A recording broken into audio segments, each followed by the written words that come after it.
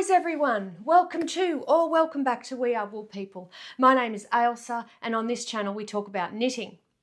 So today I have got a very super quick catch up for you. I've got two finished objects. One of them is knitting, one of them is knitting adjacent. I've broken my own cast on band and have half a cardigan finished.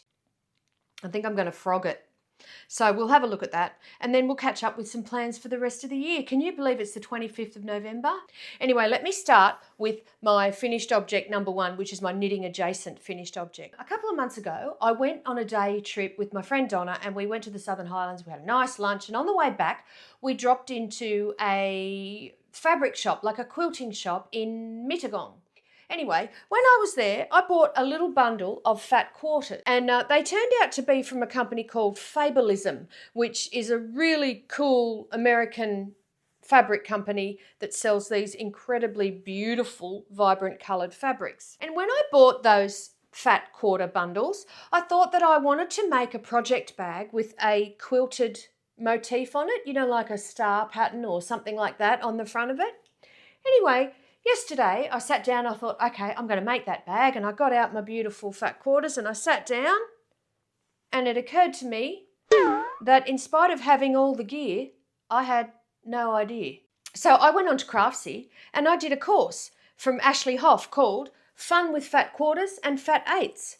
And Craftsy is the sponsor of today's video. Craftsy is an online community resource where millions of crafters, makers and DIY enthusiasts find creative inspiration, advance their skills and learn new ones along the way. Craftsy offers more than 2,000 exciting classes in over 20 popular categories like sewing, quilting, knitting, crochet, baking, photography, cake decorating, woodworking and many more. Classes are broken down into easy to follow lessons and they're led by friendly award-winning instructors who share their creative wisdom and provide step-by-step demonstration. So Ashley's course goes for about an hour and a quarter and she shows you exactly what a fat eighth and what a fat quarter is, and she gives some tips on how to maximize your fabric in those bundles and some really simple, easy ways to make half triangle blocks to start with, and then how to join those together in such a way as to make these motifs. And I'm telling you, I just got so much out of it. I went from someone who literally had no idea of even how to start to someone who has finished, wait for it, this. I made this bucket bag with a quilted motif on the front and on the back out of these Fabulism fat quarters. If it wasn't for Ashley Hoff and her Fun with Fat Quarters and Fat Eighths, course, I would never have been able to make this. If you're not already a member and you're interested in joining Craftsy, then feel free to click on the link in my description for a full year membership for only $1.49. And thanks so much to Craftsy for sponsoring this video. And, you know, it's not perfect. Of course it's not. But I was just so delighted with myself. I was loving myself sick. Right, so next finished object I've got for you today is my Soroto socks by Ali from Fiberbound. I finished these as part of the knit along that she's got going right now, and here they are in yarn that I dyed myself. You know, I've talked about it a few times. I'm not going to mention it again, but here they are completely finished. Now, I think it's a testament to how satisfying this pattern is to knit, because there are two finished socks here. And I've been trying to finish a pair of socks for 2 years. So I have managed to do it. And maybe I should join sock knit-alongs more often because I have more of a chance of finishing them if I feel like we're doing them in a group. Here they are up close. They've got a really cute kind of lattice work pattern. And because it's an 8-row repeat rather, they're really fast to knit because you start at the cuff, you do 20 rows of rib and then you go down and do a certain number of these 8-row repeats, do the heel, you know, reduce down across the foot and then go and do a lesser number of repeats down the foot and then, you know, a toe. Did I just describe to you the anatomy of a sock? Yes, I did. Anyway, if you've knit a sock before, that will not be news to you. But I finished these socks and I really love them. I really particularly love the colour. So that is my second finish object. I also have a little bit of progress on my other sock. Where is it? No, I haven't got it. It's not in this room. I'm not going to go and get it. I've done a little bit of progress on the other sock.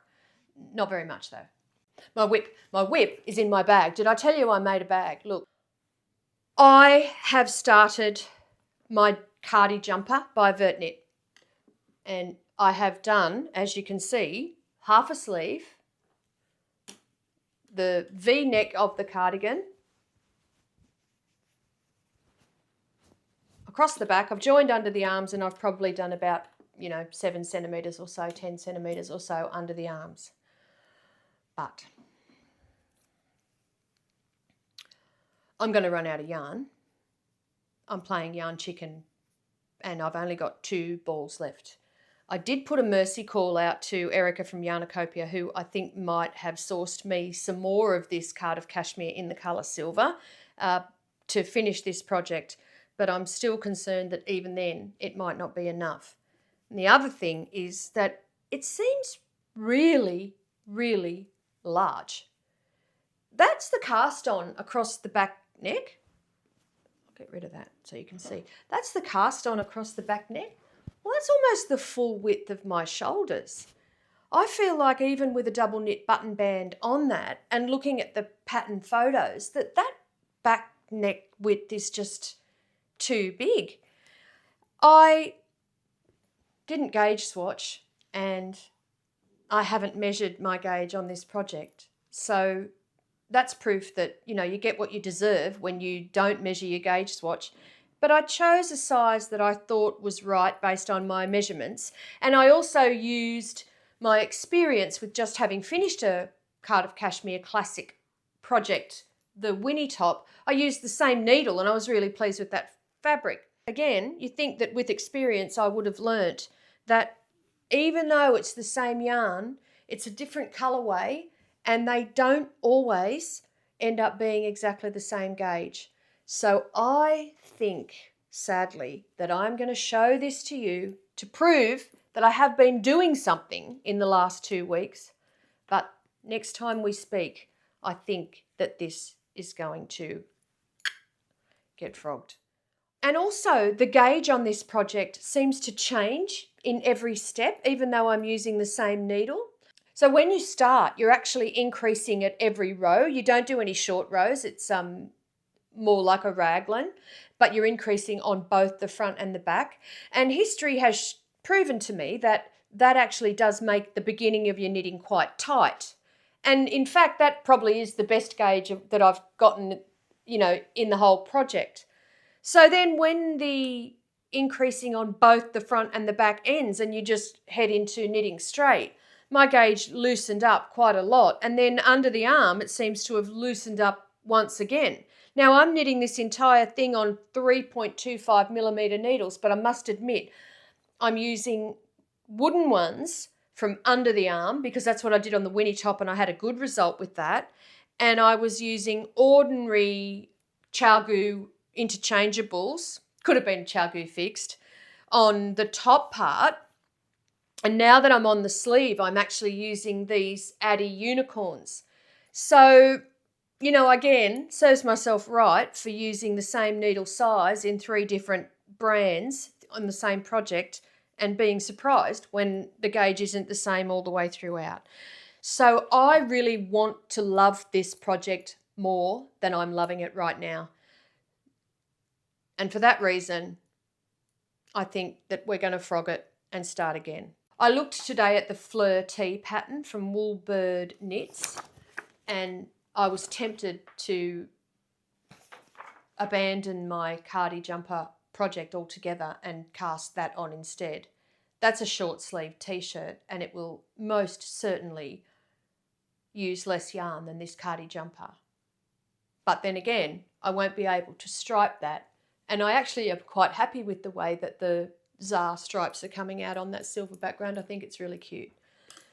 So I'm in 2 minds about what to do there. Your advice, greatly appreciated. But next time we catch up, I'll definitely be able to show you what I did there. As for plans for the rest of the month, well, I ended up going with I ended up ordering the another batch of Cardiff Cashmere, honest to goodness. All this Cardiff Cashmere opportunity this year is ruining me for other yarns.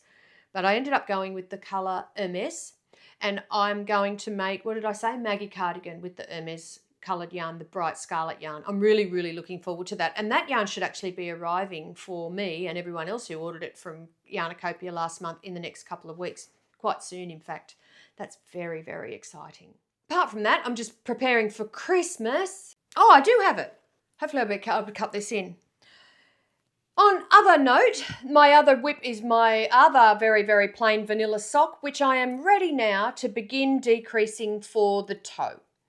And that will mean that I have made successfully 3 socks in the last 3 months, which is more socks than I've made in the last 2 years.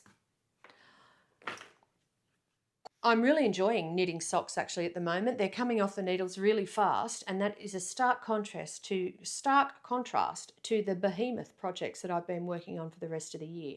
So that's pretty much all I've got to share with you today, which I feel like is probably a bit of a relief after my 45-minute video last week about enormously expensive knitting kits that aren't accessible to the majority of us, including me.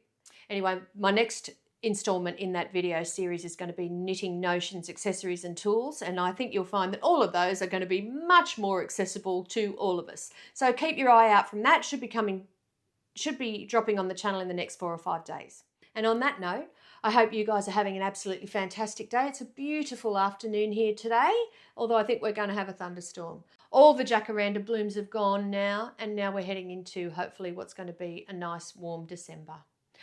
I hope you guys are also having a fantastic day, and that all your knitting is not turning out a bit rubbish like all my knitting is right now.